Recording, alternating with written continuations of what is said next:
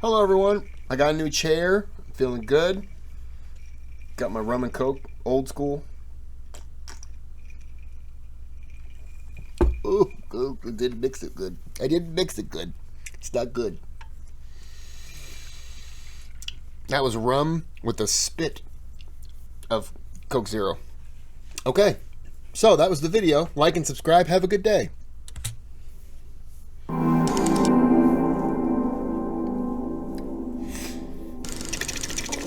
Just like in the rest of the ancient world, slavery was a common practice in Arabia. Sorry, this is, by the way, slavery in the early Caliphate, the Muslim expansion, video 14 of 16. Centuries before the coming of Islam. Sources tell about slaves being brought to Arabia from the Middle East, India and other countries.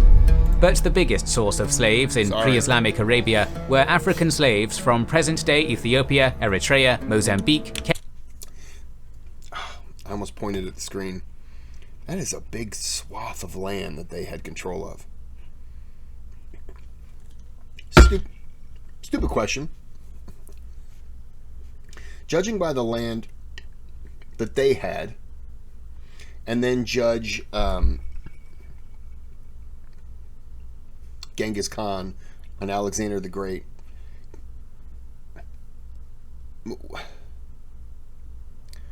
I'm going to guess Genghis Khan had a bigger section than maybe Alexander the Great, but where would they stack up? Because this is pretty impressive to me, how much control they have. So I'm just... Would anybody else have... I guess Caesar had a big section, didn't he? Well, I don't know. Back to the video, sorry. Kenya and so on. Old Arabic poetry tells about dark-skinned foreign slaves called Habash. Slavery persisted after Islam became the law of the land in Arabia and expanded with the territorial advance of the Caliphate as well. How did slavery in Arabia transform following the ascent of Islam? What kind of work were the slaves forced to do in the territory of the Caliphate? In this episode, Kings and Generals is going to talk about slavery in the Caliphate. Medieval soldiers were enticed with promises of war spoils, life-changing treasures that may or may not actually materialize, which they may or may not live to spend. It's risk-reward, and we've got an experience that captures this idea with our sponsor, Expedition Agartha. It's a blend of first-person medieval combat focused on melee action and looter games, where you progress through better and better gear. The catch here is that while powerful gear is worth striving for, you can lose it again if something goes wrong. That's the high next adventure. The game just launched into early access, and you can check it out on Steam or via our link in the description. By the way, Happy New Year. Slavery in Arabia goes back to the pre-Islamic Jahiliyyah, ignorance period. Arabia had several sources of slave supply, and the largest among them were conflicts. Arabs would raid bordering Byzantine and Persian provinces for the purposes of getting war booty and slaves, and the Ajami, Iraqi slaves, were prominent among them. Intertribal conflict within Arabia would result in the victorious side taking the surviving members of the losing tribe as prisoners, but most of them were ransomed before they could be turned into slaves. But the majority of slaves were imported from Africa. Mecca was a major trading center of the region at the time, and trade caravans, including those which transported African slaves, were going through Mecca. Arab slave owners would purchase them in Mecca. Also, raiding parties would attack caravans and capture slaves for themselves or sell them later. There were two types of slaves, purchased ones and slaves born in the house of their master.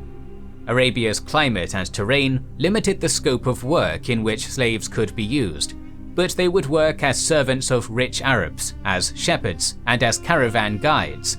Female slaves would also be used for sexual purposes. In theory, Islam saw a natural state of a human being as being free, stated as al-asa huwa il-hurriya.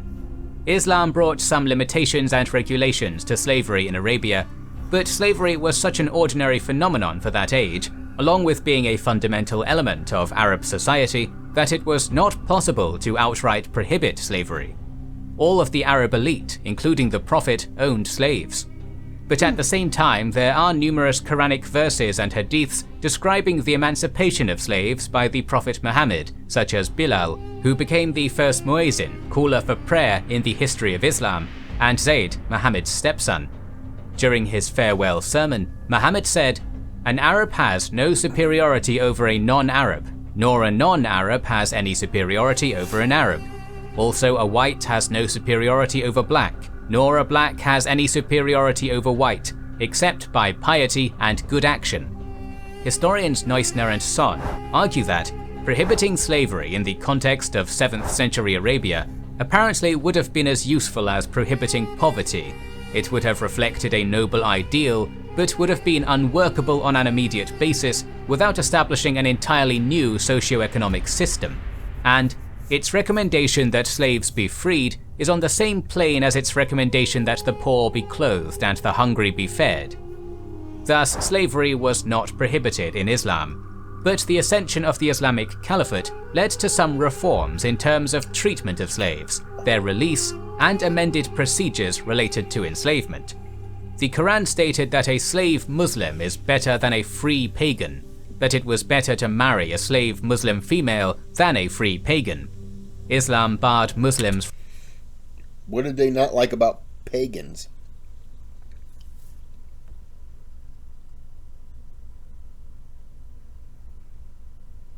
No, I'm trying to think from of something. enslaving other Muslims, called for humane and kind treatment of slaves, and prohibited killing them. The Abbasid Caliph al-Mutasim freed 8,000 of his slaves on his deathbed as manumission was encouraged by Islam. A child born to a freeman father and a slave mother was considered free. This slave woman could not be sold off anymore and would be set free upon the death of the master. The state prohibited freemen from selling their children into slavery as a punishment for debt or a crime.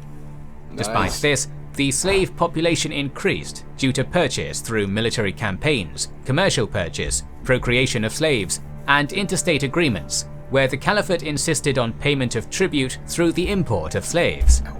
People of the book, Jews and Christians, were safe from being enslaved, but Muslims could purchase Jewish and Christian slaves, in case they had become slaves before their purchase, but it was allowed to turn pagans into slaves, even if they would decide to convert to Islam. Moreover, there was a distinction in... What is it about pagans that they just hate? And why Jews and Christians get a pass, except they could get purchased? Is it because they're followers of, God? And pagans aren't? Pagans are more like what? Like the sun, the moon, solar winds, Neptune's nipples. terms of enslavement between Dar al-Islam, the realm of Islam, and Dar al-Harb, the realm of war. Dar al-Islam was the territory where Islam was prevalent, and therefore the laws of peacetime applied, while Dar al-Harb was the territory dominated by non-believers who did not recognize Allah and Muhammad as his prophet, therefore a peacetime law did not apply there. This loophole was used to import slaves who were already Muslims, or for the castration of slaves, a practice which was prohibited by Islam. Although good treatment of slaves was encouraged by Islam, slaves were essentially rightless. Their testimonies were not admitted at judicial proceedings. Offense against slaves required half of the punishment envisaged for the same offense against freemen. Slaves were not allowed to enter into a contract, and so on.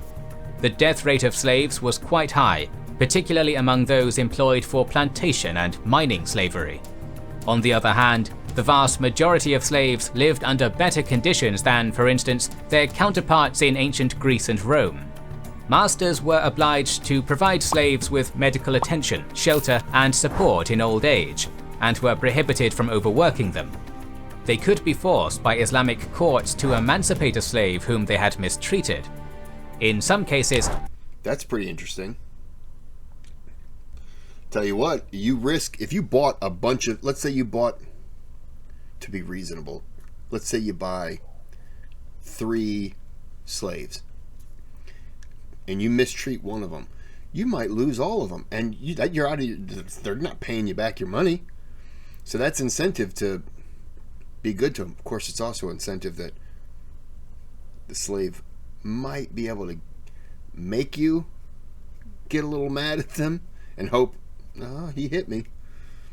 But that's interesting. Yeah, you can lose him. Man, can you imagine that? Imagine if you mistreat one, and that's a risk of losing all. If you have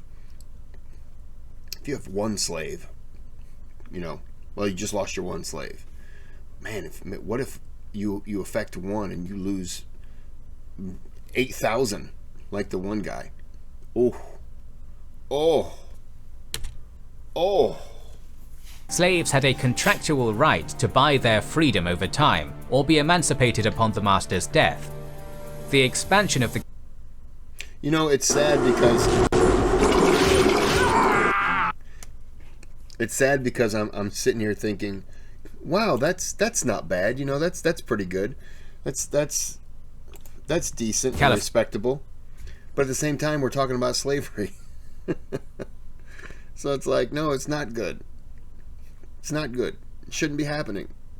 But I'm looking at it like, oh, well, they weren't treated terribly. Well, yeah, they shouldn't have been slaves. I'm trying to rationalize it in some, no, it's okay. And its military successes were the primary sources of slave supply. Sorry. It's like, sorry, this just popped into my head. It's like somebody saying, did you hear what Adolf Hitler did to all the Jews? And somebody else going, yeah, but did you see the way he painted a giraffe? I mean, I don't know if it makes sense, but it was funny to me. People of different races and beliefs, such as Assyrians, Copts, Persians, Nubians, Berbers, Indians, Greeks, Turks, Slavs, etc., were enslaved by the Caliphate. Slaves were acquired from all over the Middle East, Egypt, Iran, the Caucasus, North Africa, Sub-Saharan Africa, Central Asia, India, Spain, Central and Eastern Europe, even China and Southeast Asia. A significant part of the slave supply. Why didn't they just say the only place that they didn't import slaves from was from the moon? Supply of Arabia, even before Islam, was from Africa, with countries like Ethiopia and Nubia being the most prominent in this regard. This continued after the ascension of Islam too, and historian Yosef ben Yochanan argues that jihads were brought to Africa as early as the year 640 AD.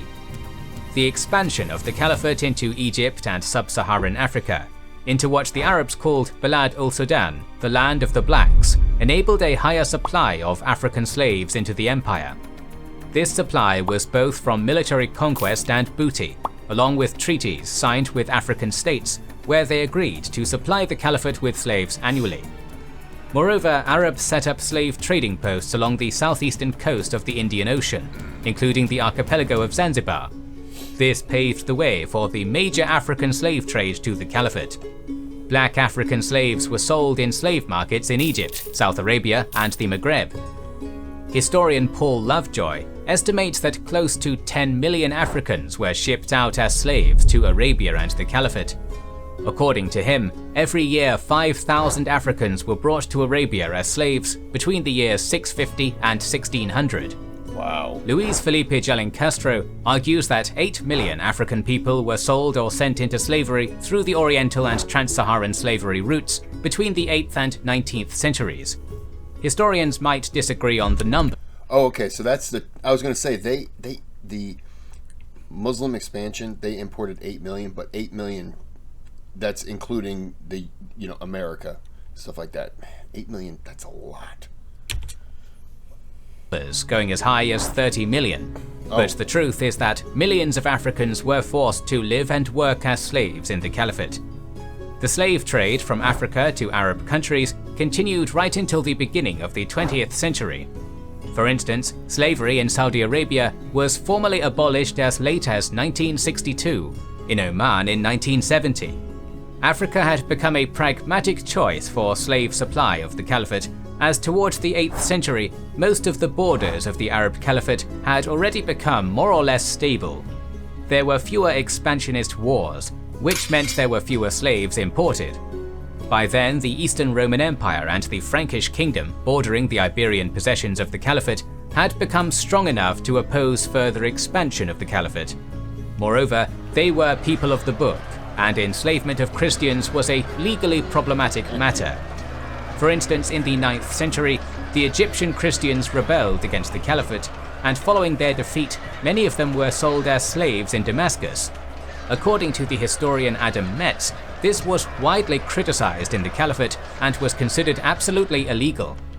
In contrast, sub-Saharan Africa did not have a political entity strong enough to oppose the Caliphate, and it had maintained and enhanced its position as one of the major sources of slave supply for the Caliphate. Unlike the slaves in the Americas, where they were mostly forced to work in manual labor jobs, such as working on plantations and mining, in the Caliphate, slaves were used in a wider scope of jobs. In the Americas, slaves were a major tool of production, while in the Caliphate they were mostly used in service jobs or for military purposes. Slaves worked as servants, nurses, concubines, entertainers, eunuchs, business assistants, craftsmen, builders, and soldiers. There were also types of slave jobs which existed in the Jahiliyyah period but were prohibited by Islam, such as masters forcing female slaves into prostitution for their personal material gain. Some of the jobs, particularly being a soldier or taking part in administration and business, allowed for upward social mobility for slaves, and Mamluk slaves are the perfect example of the former. In general, slaves working in domestic and urban settings were not subject to overworking and cruelty, and the problem with the Arab historiography of that period is that it's very much focused on urban Arabia, not only with regard to the issue of slavery, but in general. Slaves working in rural settings are largely overlooked, despite being subject to the hardest living conditions among the slaves of Arabia. They were mostly employed in agriculture, mining, and the drainage of marshes. These were mostly black slaves, who were more prone to being overworked, being subject to cruelty, and living in worse conditions, often crammed in dozens in small spaces. It is said that no slave lived for longer than 5 years in the Saharan salt mines. Wow. Extremely hard living and working conditions existed in cotton and sugar fields. The slave labor of the black slaves, Zanj as the Arabs called them, in the marshlands and salt flats of southern Iraq, are among the most vivid examples of cruelty against slaves in the Caliphate. But white slaves were brought to the Caliphate as well, and were mostly employed in the military, as business associates, and for entertainment of the Arab elite. This demonstrated the existence of racial discrimination in the Caliphate, despite the fact that Islam considered all human beings equal regardless of the color of their skin. Most of the white slaves were Slavic and Turkic. Slavs were considered more expensive. I just want to say that,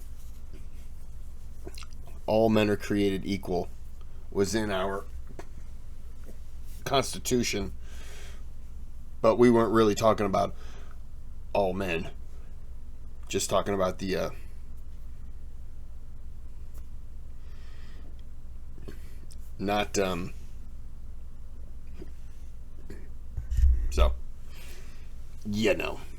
I gotta put you down. Oh, I gotta put her down on the ground, not put her down.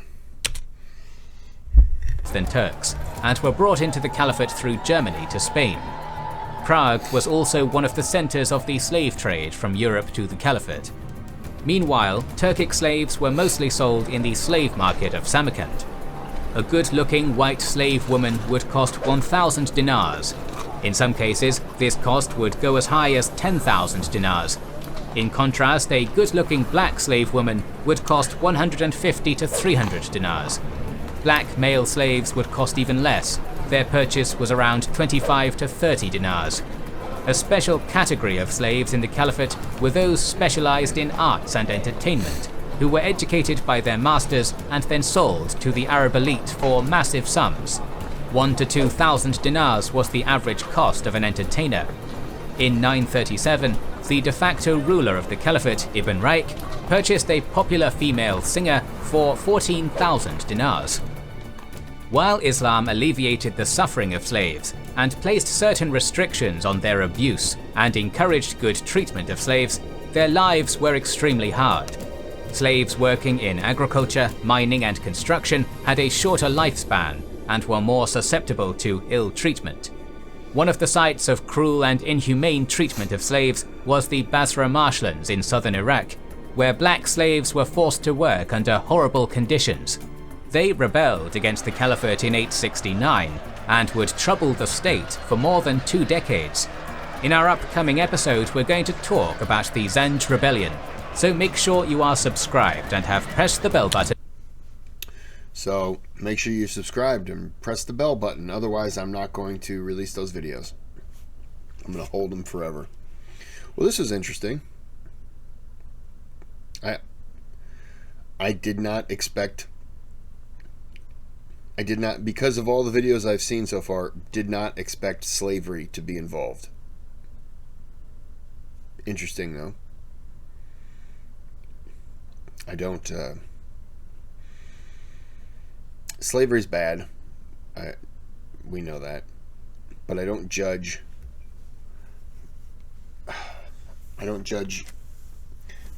people in the past on slavery.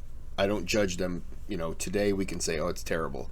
Well, if any of these people were born today, they wouldn't be slave owners because they would feel the same way we feel. It's terrible. So I don't judge them based on being slave owners 1,000 years ago, 1,500 years ago. I don't judge them. I judge them based on their time, and it was acceptable, clearly. So, I don't know. People get mad at me because of that, because I judge them based on the time that they were in. Presidents, you know, all kinds of stuff. But it's just not fair to do it any other way. You can't hold somebody accountable to a different time and a different standard of living and a different morals, and it's not fair, and it's stupid. It's pointless, because that person can't defend themselves, and if they were alive today, they wouldn't be the same person they were back then. Times change, people change with the times. So I don't mean to sound like this is a rant. I'm not saying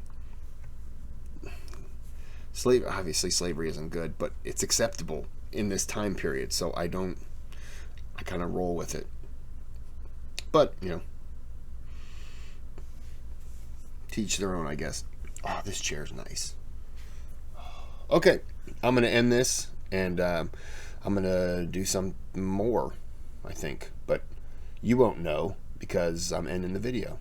I'm going to end the video in 1070, 1069, 1068, 1067, 1066,